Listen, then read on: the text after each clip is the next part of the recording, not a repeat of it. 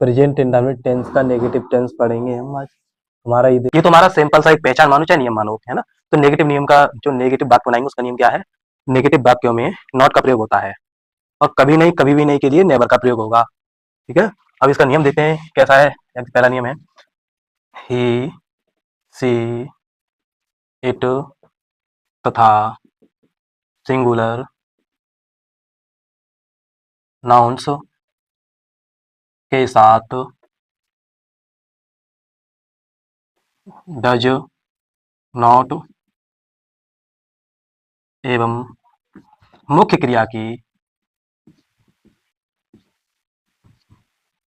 First form का प्रयोग करते हैं।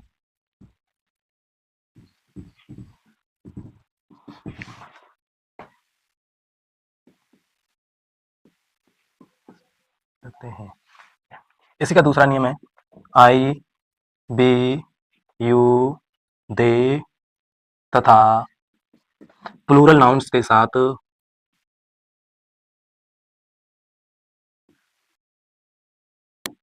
डू नॉट लगाकर वर्ब की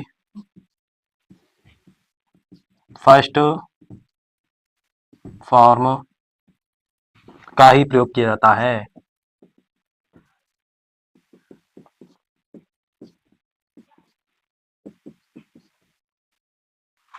ठीक है, यानी कि जो हमारे जैसे वाक्य में आता है, नहीं आता है, प्रेजेंट इंडेफिनिट टेंस के अगर वाक्य में नहीं आता है तो हमारा उसके लिए नियम दे रखा है ही, सी, इट तथा सिंगुलर नाउन के साथ डू नॉट, डज नॉट लगाएंगे और मेन वर्ब की फर्स्ट फॉर्म का प्रयोग करेंगे। अगर हमारा सब्जेक्ट अगर प्लूरल आता है तो नियम दे रखा है हमारा आई, बी, यू, दे तथा प्लूरल नाउन्स के साथ डू नॉट लगाकर वर्ब की फर्स्ट फॉर्म का प्रयोग किया जाता है। यानी जो प्लूरल नाउन आएगा तो उसमें क्या करेंगे? डू नॉट लगाएंगे और वर्ब की फर्स्ट फॉर्म प्रयोग करेंगे।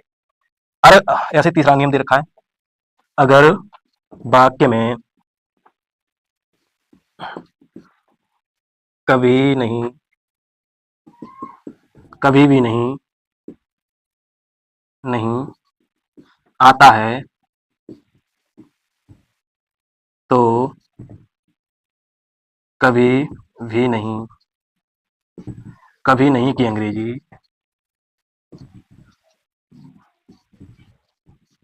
नेवर लगाते हैं।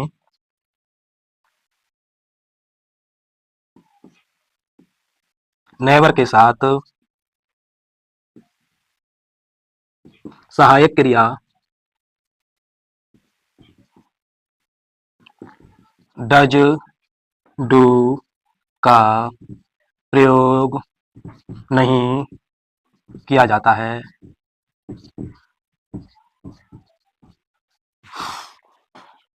अगर अगर सब्जेक्ट सिंगुलर है तो मुख्य क्रिया की फर्स्ट फॉर्म के अंत में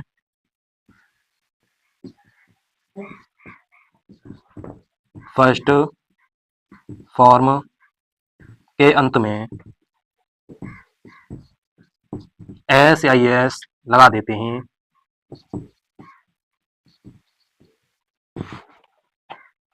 किंतु सब्जेक्ट प्लूरल है तो मुख्य क्रिया की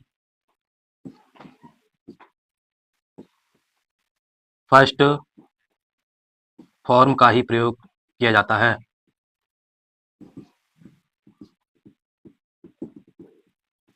किया जाता है यानी कि इस प्रकार समझिए आप, अगर वाक्य में कभी नहीं कभी भी नहीं आएगी तो उसकी अंग्रेजी नेवर लगाएंगे हम, नॉट नहीं लगाएंगे। ठीक है, कभी नहीं और कभी भी नहीं की अंग्रेजी क्या है? नेवर।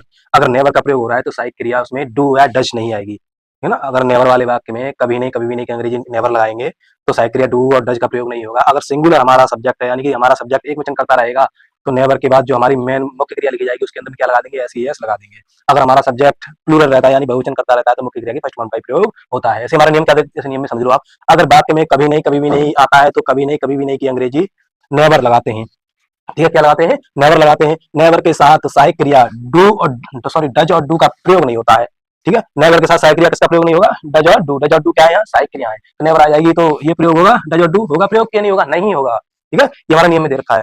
ऐसे अगर सब्जेक्ट सिंगुलर है तो मुख्य क्रिया की फर्स्ट फॉर्म के अंत में क्या लगा देंगे, ऐसे ऐसे लगा देंगे। कब लगाएंगे, जब हमारा सब्जेक्ट सिंगुलर होगा। अगर नेगेटिव वाक्य है हमारा और उसमें नेवर का प्रयोग हो रहा है और सब्जेक्ट हमारा सिंगुलर है तो उसकी मुख्य क्रिया के अंत में एस एस जोड़ देते हैं। किंतु सब्जेक्ट हमारा प्लूरल हो तो मुख्य क्रिया की फर्स्ट फॉर्म का ही प्रयोग किया जाता है। ठीक है, कुछ एग्जाम्पल दे रहा हूं मैं यहाँ समझाने के लिए, देखते हैं। ऐसे नेगेटिव बनाते हैं हम। रमेश आगरा जाता है, आगरा नहीं जाता है, नेगेटिव बनाना है ना, नहीं जाता है।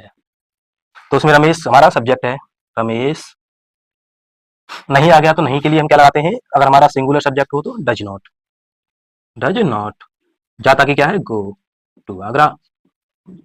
ठीक है, हमने ये क्या लगा दिया इसमें, ये इसमें नहीं आ गया है तो हमने इस नई की अंग्रेजी क्या लगा दी, नॉट। साइड की इसमें क्या आएगी, सिंगुलर सब्जेक्ट है तो डज आएगी।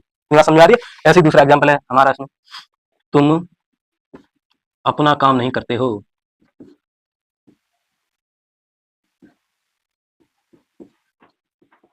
तो तुम हमारा ये क्या है, प्लूरल सब्जेक्ट है। प्लूरल सब्जेक्ट के साथ नई की अंग्रेजी क्या लगाते हैं, डू नॉट, डू नॉट। फिर हमारी क्या है, करते डू, तो उसमें फर्स्ट फॉर्म का ही प्रयोग होगा लास्ट में, कोई दिक्कत नहीं है। डू अपना की क्या आएगी, यू के साथ योर वर्क। इतनी बात समझ में आ गई। तो जैसे इसमें तुम अपना काम नहीं करते हो तो नहीं की अंग्रेजी में क्या आएगी, प्लूरल सब्जेक्ट जो हमारा सब्जेक्ट है कैसा है, बहुवचन है, तो बहुवचन सब्जेक्ट के साथ हमारी जो जो सहायक क्रिया आएगी क्या आएगी, डू आएगी, डू नॉट आएगी। नहीं की अंग्रेजी क्या आएगी, नॉट। इतनी बात समझ में आ गई। इसका स्क्रीनशॉट ले लो, आगे पढ़ाता हूँ मैं आपको। ले लिया आपने स्क्रीनशॉट इसका, आगे देखते हैं। ठीक से ले लो स्क्रीनशॉट। इसी में देखते हैं अगला एग्जाम्पल, देखो तुम कभी भी आगरा नहीं जाते हो, आगरा नहीं जाते हो। इसमें कैसे वाक्य मिलेगा, इसमें क्या आ गया, कभी भी नहीं आ गया, तो उसमें डू या डू नॉट या डज नॉट नहीं आएगी। कभी नहीं और कभी भी नहीं के लिए क्या लगाते हैं, नेवर, तो उसमें नेवर का प्रयोग होगा। देखो यू क्या आएगा, नेवर, नेवर। अब डायरेक्ट क्रिया लग जाएगी हमारी, go to Agra, go to Agra. तुम्हारा समझ में आई? इसमें नेवर वाले वाक्य में सहायक क्रिया डू और डज नहीं लगाते हैं, नहीं नॉट लगाते हैं, नहीं तो नॉट लगाते हैं।